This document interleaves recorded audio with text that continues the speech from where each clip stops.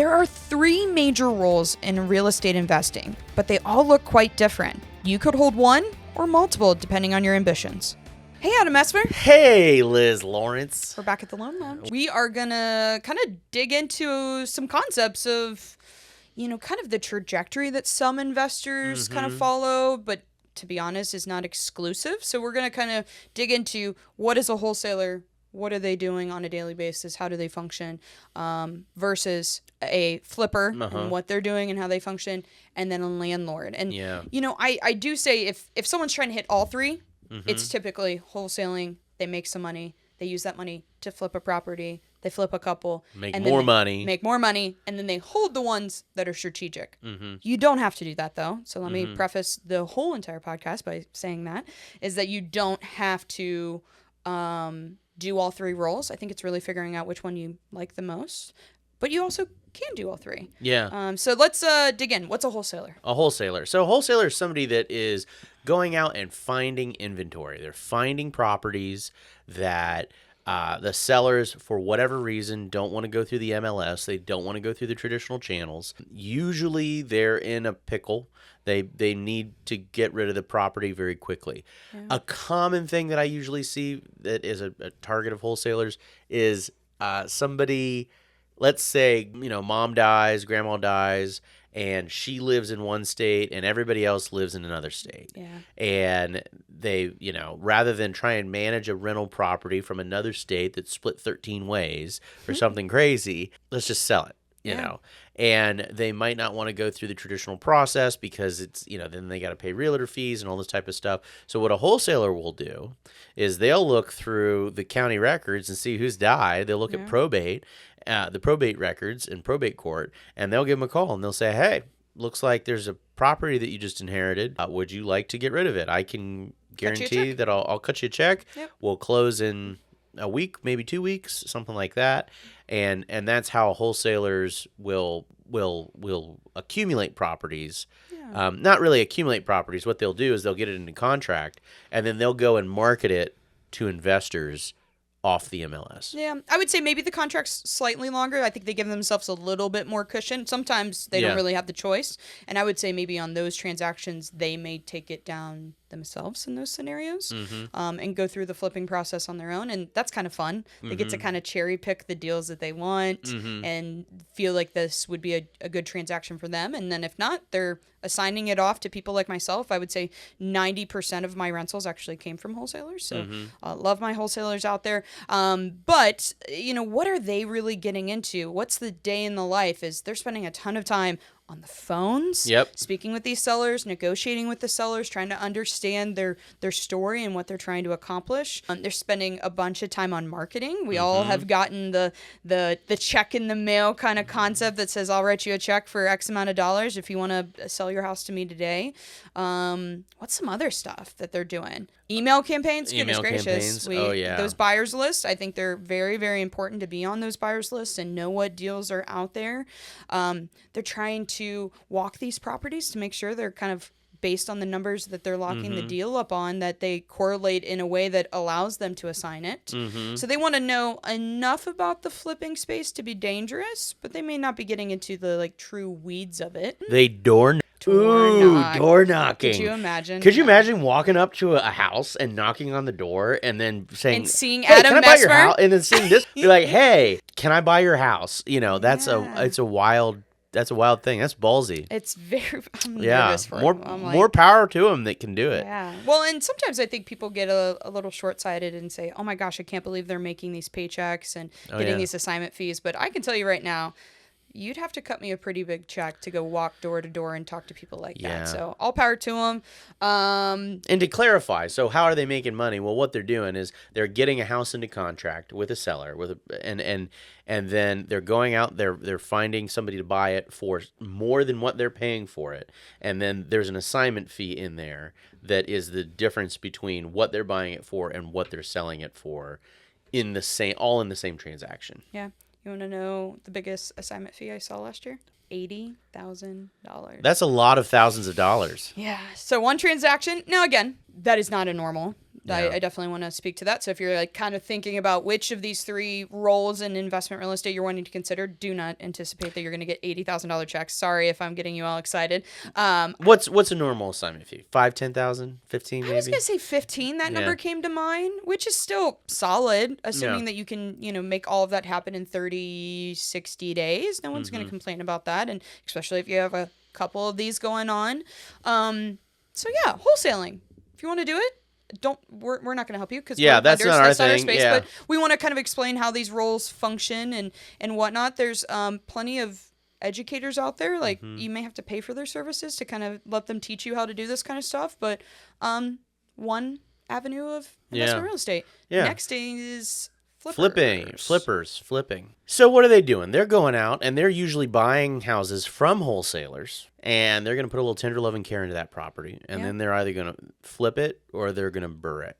Yep. But the big key component about this category is they are putting money into a property, time and energy and sweat equity and paying contractors and all this kind of stuff to improve the property. Just to make sure, depending on kind of the education level of our viewers, what is the BRRRR method again?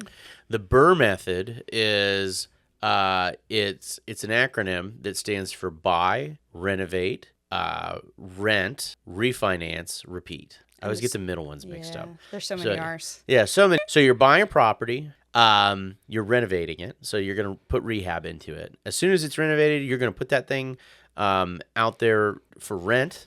You're going to get a tenant in there, and as soon as you got that lease, then you can refinance it. With Adam Messmer at LFG Lending.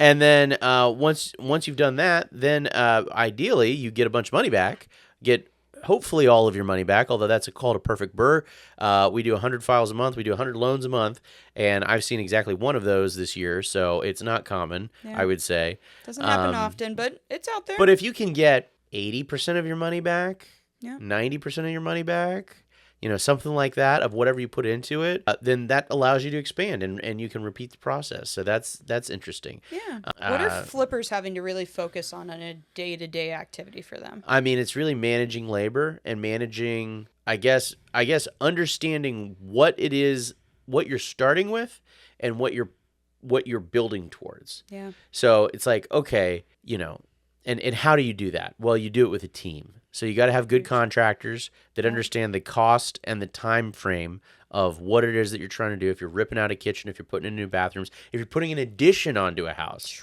which I don't recommend, especially for new, don't do that. Yeah. But what setting like reasonable expectations for time and money is super important. Well, it's going to be essential for you to analyze your deal. Yeah. You can't even look at a transaction without really understanding what is that rehab cost and how long is it going to take me to flip this property. Yeah. Is it going to take, 2 months to do the rehab, 30 days on market, 30 days to close, which right now in like downtown Columbus, things are sitting longer. Mm-hmm. So I think the average day on market right now downtown is 60. So making sure that your numbers have enough time for the rehab to be done and maybe a little cushion, days on market and a little cushion, and then this transaction happened for the buyer. And let's be honest, there's deals that die because the buyer, for whatever reason, isn't as qualified as we had dreamed and hoped for, and you're back on market.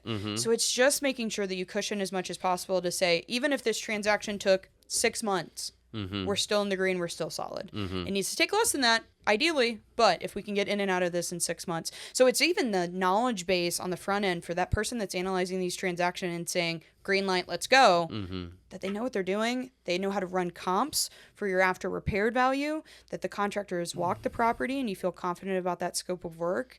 But yeah, I mean, your team is just downright essential. A lender, making sure that you're closing in a timely manner and that maybe you're positioned with drawn interest. So hard money lenders, there's 2 different types of interest calculations. Your monthly payment, the holding costs that you'll have while rehabbing the property and trying to sell it. So every month you'll make an interest-only payment to the lender. Lenders calculate that 2 different ways. Full note or drawn interest. Your goal is always to be with the drawn interest lender as much as you possibly can, meaning that you're only paying interest on the amount that you have drawn on. It'll save you on a monthly basis. Now, sometimes the best terms and conditions come from someone that's going to charge full note, meaning whatever your loan amount is, you're going to pay interest on that full amount. But it's little things like that that can like make those numbers look better and better and better. Yeah. As you're going through it. And I do just want to clarify a little bit about the distinction between those. So with a drawn note interest, you'll pay interest on the amount of the loan that you'll use to purchase the property from day one.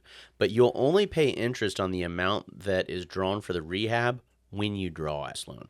Full note, that whole kit and caboodle, so the purchase amount and the rehab amount, you're going to pay interest on that from day one on the full note. Yeah. And eventually, both of those scenarios, you're paying the same payment. When it's all said and done, it's all fully drawn out, or it's a full note, you're still at the same dollar amounts. It's those couple months in between where you can maybe save a couple $100. And people ask me, well, why would I ever go with a full note interest deal lender? And the answer is sometimes they will allow higher leverage. Yep.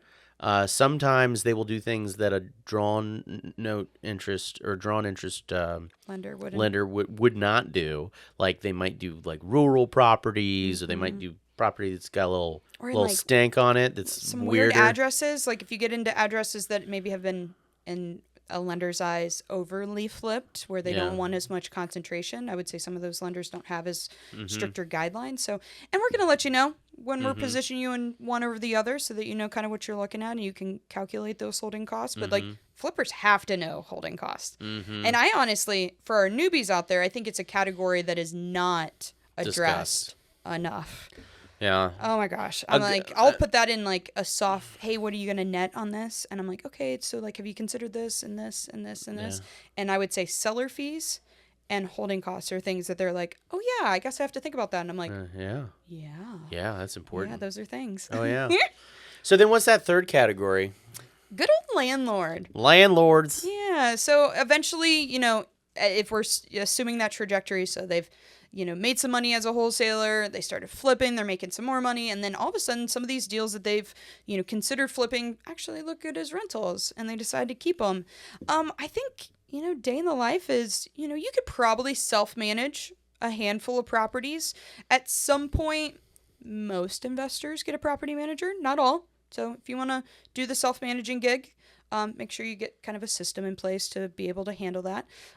Myself, I have a wonderful property manager that takes care of all those moving parts. So figuring out who's on your team, same thing as the flipper, who's on your team to make this easy for you on a day-to-day, life of a landlord, not becoming a slumlord. I think it's a slippery slope. I don't think nobody sets out like, I'm going to be a slumlord. No. That's not a thing. Usually it's, the rest of my life is taking over, and I'm worried about getting the kids to soccer, and I'm worried about, this, that, and the other thing. And I completely forgot that there's a leak in that roof at one of my rentals. And it's not. Or they don't, you should always tell your tenants, like, hey, tell me if there's a leak. But you also have to tell your tenants, tell me if there's a leak. Or do inspections. And doing your inspections yourself. Something that I do is I change my own furnace filters.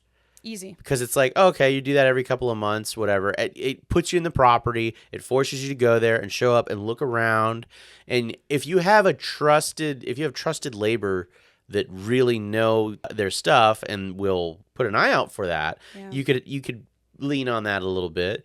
But I feel like that's only once you're really scaled up. Yeah. But if you're doing 1, 2, 3, 4, 5 properties, like take a day and it's like, it's filter day, and you go around, you inspect your properties, you take a look, and you'll be amazed at the stuff that you'll find that it's like, oh man, I don't want to find anything bad. Well, guess what? Yes, things deteriorate. Sorry, that's just the way that it happens. Yeah. And so you do it at your primary. You do it at your primary. Like you're taking care of the house that you live in. Make sure that you're taking care of the house that, you have your tenants living in. And honestly, this is just to meet those long-term goals. Your goal is to have this property long-term, to have ideally similar tenants in it for as long as possible and not have a whole lot of turnover. And to keep those tenants in there, you have to keep this property in a good shape for them, to have great living conditions. So again, I don't assume that slumlords, again, set out for this to, turn into a mess, but at the same time, it's just putting in a system that says this time of the year, we always check all our properties. We make sure if any maintenance needs done, it gets done. And again, some of this would be done by your property manager as part of their agreement, and make sure it's part of the agreement. Because maybe it's not. And then all of a sudden you're like, actually my properties aren't being checked on. But yeah, what else do landlords themselves run into? I mean, I'm a landlord, and I feel like not a ton. Like, it's the best. I love it. I think it's great. I Yeah. mean, if you do the preventative stuff. So I feel like the biggest part of being a landlord is doing the work on the front end. Yeah. So screen your tenants. Big. Oh, can I say it again? Screen your tenants. Screen your tenants. There's plenty of options, online options that are out there that will work great. And usually what happens, so like I use TransUnion SmartMove. I think it's mysmartmove.com. There's a bunch of them. Zillow has one, I think. I mean, there's a lot of different options. But typically this is how it's set up. Is you, the landlord, you make a profile, right? You put in the details about your property, and then there's an option to screen a tenant. You put in an email address for the tenant, right? So when you're talking to the tenant, the prospective tenant, say, yeah, give me your email address and I'll send you an application.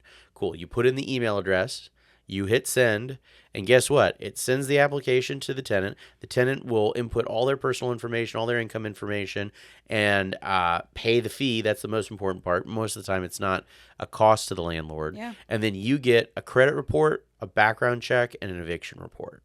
And it pretty much tells you everything that you need to know as to whether or not you want to rent to this person. With TransUnion SmartMove, you'd think that they would sponsor this. TransUnion, if you want to sponsor us, give us a call. But if they will actually give a recommendation as to whether or not to rent to the person based on their The facts. algorithm. And it's like, oh, that's so useful. It's so much better than just, well, I go with my gut and I know people. It's like, that's so Yeah. stupid because people are going to screw you over every time.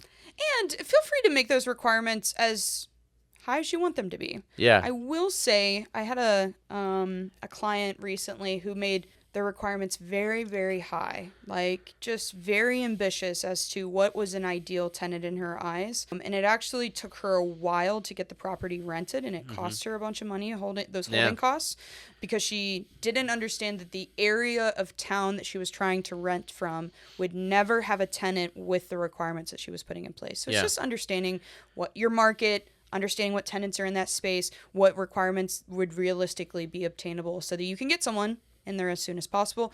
Obviously, you don't want to make yourself uncomfortable as to who's, renting, but at the same time, not making it so ambitious. Oh, I need someone with 740 credit and all this whatnot.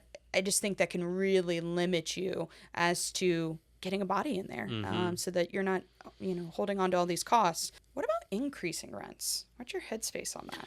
That's a good question. Somebody asked me that the other day on camera, and I wasn't expecting them to ask me that. Sorry. That's okay. They're like, should we increase rents in like or should we not increase rents in hard times, in hard economic times? I'm like, I don't know, maybe, I don't know. Anyways, but I think yes, you can.